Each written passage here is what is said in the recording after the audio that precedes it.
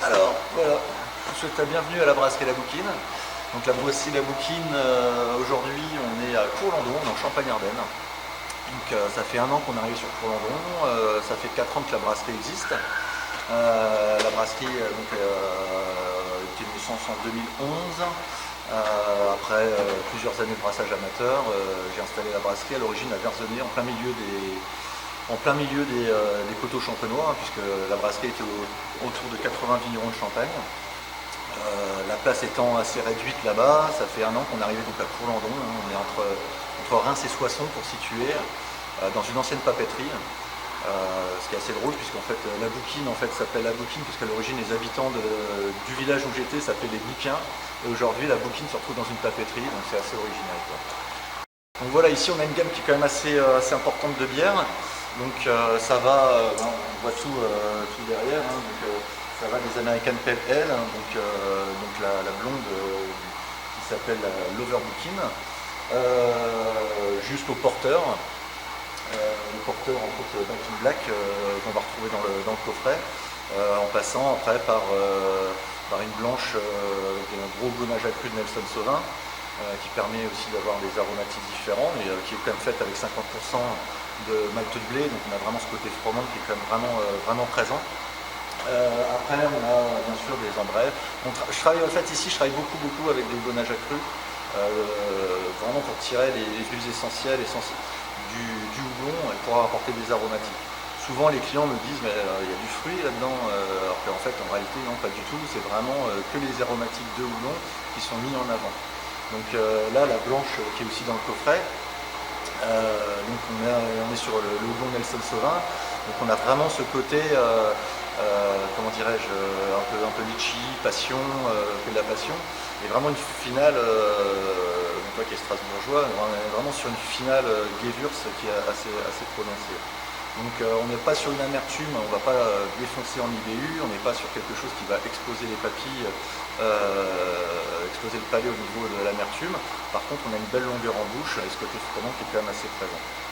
Après l'été je fais de la Summer Ale, hein, donc Sun is Shining, qui est une bière blonnée accrue de Citra, qui est une bière assez légère, Citra 4,5 degrés seulement, et qui permet aussi d'avoir quelque chose avec beaucoup de fraîcheur. La Hops, qui est l'IPA de la gamme Bouquine, qui elle est fait avec 3 houblons différents, un houblon tchèque, le Sats, avec de l'Aramis français, du Simcoe, un houblon américain. Ensuite la triple pan, qu'on retrouve aussi dans le coffret, qui on va dire souvent je la compare, je dis souvent qu'il y a un continent d'écart, hein, puisqu'on est quand même sur une bière qui a 8 degrés d'alcool. En revanche qui est assez ronde et qui a pas ce côté alcoolique, enfin on ne sent pas ces 8 degrés, hein, c'est un peu une tripe de fille, dans le sens où elle est très aromatique. C'est la seule bière où j'utilise autre chose que malt, houblon, levure, eau, hein, j'ai un petit peu d'épices dedans, c'est la seule où on va retrouver ça en fait. Donc la triple pan qui a été en l'occurrence médaillée de bronze cette année au concours de Saint-Nicolas-de-Port, au musée français de la brasserie.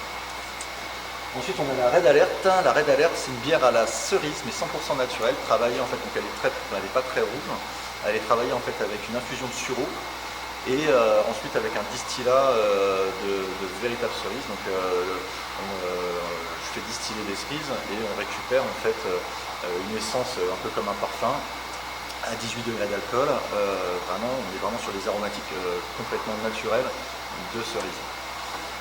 Et le porteur Back in Black, donc aussi dans le coffret, hein, où là vraiment on est sur un porteur anglais, dans l'esprit d'un porteur anglais, avec une effervescence qui est certainement supérieure par contre à une bière anglaise. Bon, c'est aussi le goût du jour par rapport au marché français.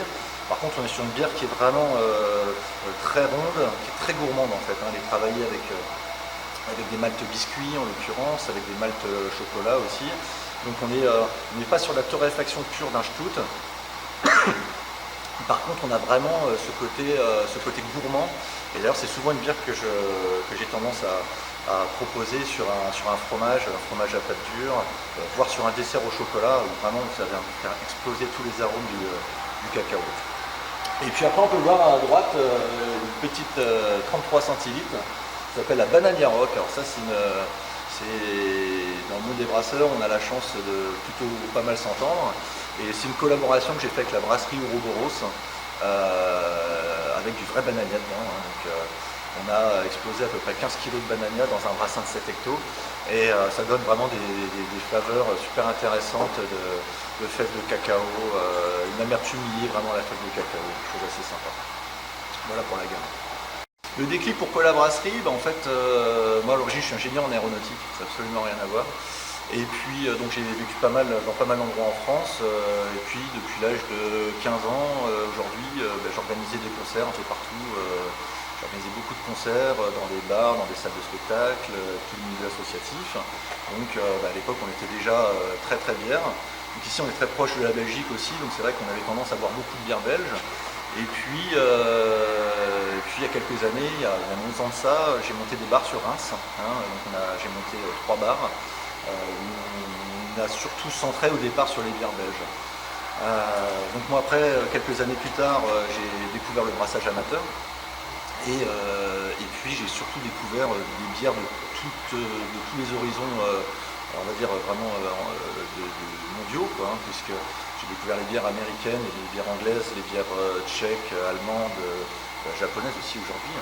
Et à un moment donné, j'ai eu envie d'aller chercher autre chose que des bières belges, où quelque part ils font ça très très bien, mais à un moment donné, je m'emmerdais un petit peu au niveau bière. Et donc on s'est lancé dans le brassage amateur avec des copains au départ pour rigoler. Et puis voilà, le bar c'était beaucoup de travail la nuit. Et puis à un moment donné on se dit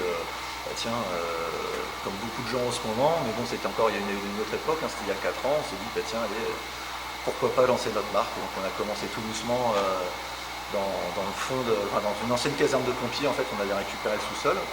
Et puis, je dis on, parce qu'en fait j'étais tout seul, je me honnois. et donc on a lancé ça tranquillement sur les différentes bières, avec des problèmes au départ, puisque c'est pas si simple que ça que de faire de la bière. Tu aurais pu croire que si on a fait 2 brassins, on est brasseur. Donc au départ, moi comme beaucoup, je croyais un petit peu que c'était simple. C'était beaucoup plus compliqué de passer de 100 litres à 10 hectos. Donc derrière, j'ai fait une formation IFBM pour quand même améliorer mes connaissances et puis surtout pouvoir gérer le profil de mes bières de A à Z et pouvoir comprendre vraiment ce qui se passait pour pouvoir avoir une gamme suivie et des produits originaux mais qui puissent dans le temps perdurer en fait.